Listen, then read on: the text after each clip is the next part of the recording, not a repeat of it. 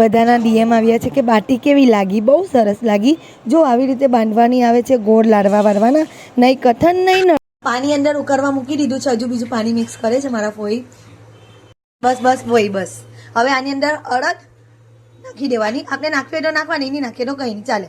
Gas pass કરી દેવાનું એટલે પાણી થોડું ઉકળવા આવે ને પછી બાટી અંદર નાખી દેવાની. ઉકળશે પછી બાટી આમ જ નાખી દો બાટી ધીરે ધીરે કરીને. હવે બધા એમ પૂછે કે તને પરફેક્ટ આવડે. જો પરફેક્ટ નહીં બનાવી શકે. આપણે બાટી કાઢી નાખી આ પાણીની અંદરથી. હવે આ પાણી આપણે રેડવાનું નથી, આમાં જ આપણે દાળ બનાવવાની. દાળની ગ્રેવી માટે કાંદા અને ટામેટા તૈયાર. એક બાજુ આમાં આપણે દાળ માટે ગ્રેવી બનાવવાની છે ને આ આપણું બાટીનું કુકર જે મૂકી દીધું છે. આનું સ્ટેન્ડ કાઢીને પછી આ કુકર મૂકી દીધું બાટીનું. હવે આ ગરમ થાય ને થોડું આમ તપે ને એટલે એની પર બાટી મૂકી દેવાની છે ને ધીમા ટામે અડધો કલાકે થશે બાટી. પણ એટલી સરસ ને એટલી મસ્ત થશે બાટી તમારી. આ બાટી ચડવા માંડી છે. એકદમ સ્લોલી ચડશે. ફૂલશે પણ ખરી અને ફાટશે પણ ખરી. જેટલી ફાટે ને એટલું મસ્ત. ને આપણું તીખું ટમટમતું દાળની ગ્રેવી તૈયાર છે.